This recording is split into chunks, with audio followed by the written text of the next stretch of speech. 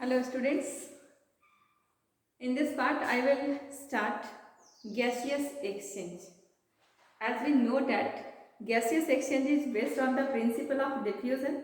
So at first we have to know about the concentration of different gases in this air and in our system. Okay, so because diffusion what happens during diffusion? Movement of molecule occurs from its higher concentration to lower concentration. Therefore we have to know about the concentration of gases in air and in our blood, and then we will discuss how its exchange will occur in our system. Okay, so first, gaseous exchange is based on the principle of diffusion. So at first we have to know the percentage or concentration of gas in air and in our system. The concentration of gas in air or in system is measured in term of partial pressure. Gas के concentration को कैसे measure करते हैं? In term of partial pressure. In our in air all the respiratory gases are present. Air is mixture of gases and it contains oxygen, CO2, nitrogen, etc. So air में किसी gas के concentration को अगर major करना है तो उस gas का कितना प्रेशर एयर पर है ये मेजर करना पड़ता है. This is called partial pressure of that gas. So at first we have to know the total air pressure. The total air pressure is approx 760 mmHg and the partial pressure of oxygen gas. If we have to measure partial pressure or concentration of oxygen gas, then partial pressure of oxygen gas will be 760 into कितना percent है air में oxygen 21 upon 100 approx 157 mmHg. ये oxygen का partial pressure आपका air में निकलेगा.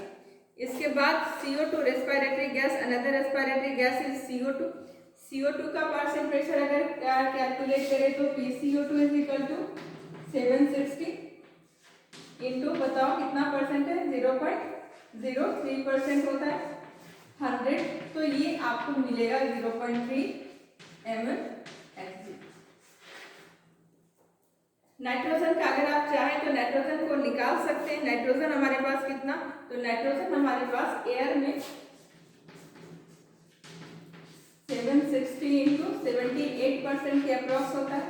तो लगभग आपके पास ये 597 mmHg. कैलकुलेट करिए तो ये आपको इतना मेजर होकर के आएगा. हमें नाइट्रोजन से मतलब नहीं, क्योंकि नाइट्रोजन के लिए हमारे सिस्टम में कोई ग्रेडियंट नहीं बनता और जिसका ग्रेडियंट नहीं बनता वो डिफ्यूजन नहीं करता. तो ऑक्सीजन और CO2 का ग्रेडियंट बनता है, इसलिए ऑक्सीजन और CO2 गैस हमारे सिस्टम में डिफ्यूज होकर के जाते हैं. ये आपका ऑक्सीजन और CO2 का आपको ध्यान में रखना है. लेकिन आपको यहाँ पर ये भी समझना है कि ये एयर में आपने मेजर किया है. ये एयर से जब ऑक्सीजन हमारे सिस्टम में जाएगा, ये ऑक्सीजन और CO2 हमारे सिस्टम में जाएगा, तो हमारे रेस्पिरेटरी ट्रैक्ट में हमेशा कुछ एयर है जिसके साथ ये मिक्स होगा. तो जब ये इस एयर के साथ मिक्स होते होते होते होते एल्वेलाई में पहुंचेगा, तो ये जो वैल्यू आपका मिल रहा है this value will change and in the alveoli oxygen का पार्शियल प्रेशर हमारा 10157 से घट जाएगा, क्योंकि जितना इनहेल करते हैं वो जितना आपने 500 ml इनहेल किया, दिस इज टाइडल वॉल्यूम. तो 500 में से 150 रेस्पिरेटरी ट्रैक्ट में रह जाता है, रेस्ट 350 हमारा एल्वेलाई में पहुंचता है. जब एक्सहेल करते हैं तो 500 ml, 500 में से फिर से हमारे पास 150 सिस्टम में रहता है, 350 हम बाहर निकालते हैं. This is tidal volume. तो हमारे पास क्या होता है, हर समय जितना एयर लिया वो एयर सिस्टम में रुक जाता है और निकालते भी हैं तो कुछ सिस्टम में रुक जाता है. तो हमारे पास ऑक्सीजन का पार्शियल प्रेशर 157 से एल्वेलाई तक जाकर के ये घट जाएगा और ये अप्रॉक्स हो जाएगा 104 mmHg एल्वेलाई में.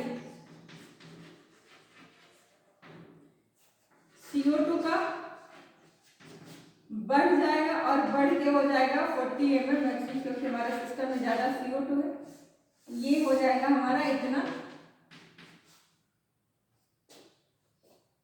एल्विलाई, ठीक है।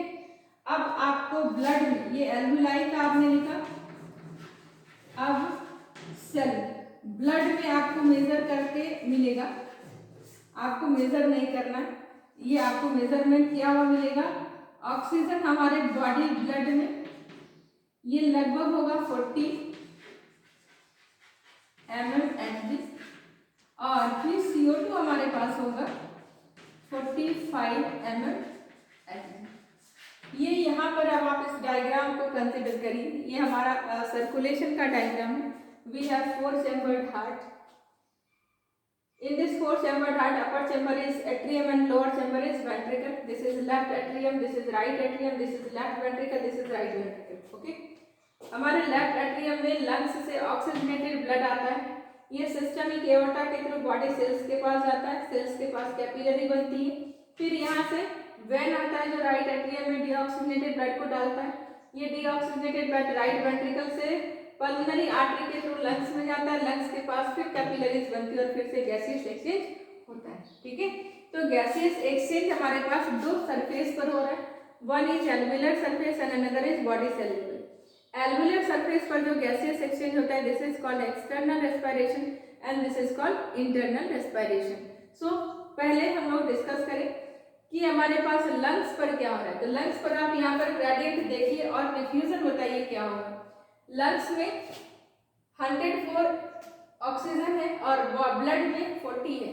अब ऑक्सीजन गैस क्या करेगा, ऑक्सीजन गैस एल्विलाई से डिफ्यूज करके किस में आएगा, ब्लड में आएगा ना, क्योंकि डिफ्यूजन क्या है, हायर कंसंट्रेशन से लोअर कंसंट्रेशन में मूवमेंट। तो यहाँ पर हायर कंसंट्रेशन है, यहाँ पर लोअर कंसंट्रेशन है, तो oxygen diffuses in blood, oxygen diffuses in blood. CO2 की हालत देखो, CO2 हमारे एल्विलाई में 40 है और ब्लड में 45 है। CO2 क्या होगा, CO2 comes out from the blood होगा, तो CO2 क्या होगा, CO2 comes out from the blood, ये निकल कर बाहर चला गया। तो अब देखो हमारे पास क्या हो गया, हमारे पास यहाँ पर ऑक्सीजन ब्लड में आया, यहाँ का CO2 बाहर निकल गया। ऑक्सीजन 104 था, ये जब ब्लड में आया तो ब्लड में ऑक्सीजन हमारा इंक्रीज कर गया। ब्लड में ऑक्सीजन पहले 40 था, एल्विलाई का ऑक्सीजन डिफ्यूज करके आया तो ये लगभग 96 हो गया और ये ब्लड हमारा ऑक्सीजनेटेड हो गया, ठीक है। CO2 हमारे ब्लड में 45 था, एल्विलाई में 40 था, ब्लड से निकलकर बाहर चला गया, CO2 का कंसंट्रेशन घट के कितना हो गया, 40 हो गया। अब ये ऑक्सीजनेटेड ब्लड पल्मोनरी वेन जो कि एक्सेप्शनल वेन है, ये ऑक्सीजनेटेड ब्लड को कैरी करती है। ये हमारे लेफ्ट एट्रियम से लेफ्ट वेंट्रिकल में आया। लेफ्ट वेंट्रिकल में सिस्टमिक एओर्टा होती है जो ऑक्सीजनेटेड ब्लड को बॉडी सेल्स तक पहुंचाने का काम करती है। तो ये सिस्टमिक एओर्टा ने ऑक्सीजनेटेड ब्लड जहाँ पर पार्शियल प्रेशर ऑक्सीजन का 96 है इसको, और जहाँ पर CO2 का पार्शियल प्रेशर है 40, इसको बॉडी सेल्स के पास लाया। बॉडी सेल्स के पास एक्सचेंज करने के लिए अगेन कैपिलरी का फॉर्मेशन हुआ और यहाँ पर जो कैपिलरी बनी तो यहाँ पर जो ब्लड है बॉडी सेल्स के पास कितना है, ब्लड में कितना है गैस, और उसके बाद फिर से यहाँ पर ग्रेडियंट देखेंगे, उसके हिसाब से हम लोग डिफ्यूजन को आगे डिस्कस करेंगे। तो एक डिफ्यूजन यहाँ पर समझ में आया एल्वियुलर सरफेस पर, दूसरा डिफ्यूजन अभी हम लोग देखेंगे बॉडी सेल लेवल पर। तो देखो बॉडी सेल लेवल पर क्या सीन बनता है, इन बॉडी सेल PO2 यहाँ पर कम होगा क्योंकि सेल ऑक्सीजन को खर्च करता है, तो PO2 is only 20 mmHg and in body cell PCO2 क्योंकि ऑक्सीजन खर्च करके CO2 बनता है, ये अधिक होगा 52 mmHg। ये बॉडी सेल के पास कंसंट्रेशन, बॉडी सेल के पास जो कैपिलरी में ब्लड है, इस ब्लड में बताओ ऑक्सीजन कितना है 96 mmHg और फिर CO2 कितना है 40 mmHg। फिर से ग्रेडियंट दिख रहा है, डिफरेंस दिख रहा है, ऑक्सीजन यहाँ पर 96, यहाँ पर पर 20 क्या होगा, ऑक्सीजन में डिफ्यूज इन द सेल होगा ना, O2 डिफ्यूजेस इन सेल, और CO2 देखो कितना है, तो सेल्स में 52 है और ब्लड में 40 है, ये निकल के ब्लड में आएगा। CO2 कम्स इन ब्लड, यहाँ पर फिर से डिफ्यूजन हुआ। डिफ्यूजन के बाद क्या हुआ, ब्लड में CO2 40 था, बॉडी का CO2 डिफ्यूज करके आया तो सॉरी, तो ब्लड में CO2 का पार्शियल प्रेशर इंक्रीज करके 45 हो गया। ब्लड में ऑक्सीजन 96 था, ऑक्सीजन डिफ्यूज करके सेल्स में गया तो ऑक्सीजन घट गया, 40 हो गया, और इस तरह से ये ब्लड हमारा डीऑक्सीजनेटेड हो गया। This deoxygenated blood is transported to right atrium with the help of vena cava, and from the right atrium the blood enters in right ventricle. From the right ventricle pulmonary artery arises. This is exceptional artery which carries deoxygenated blood. It transports deoxygenated blood to our lungs. Near the lung it again forms capillaries and again same gaseous exchange which occurs. In this way in our system gaseous exchange occurs at two surfaces. First is alveolar surface and second is body cell level or tissue level.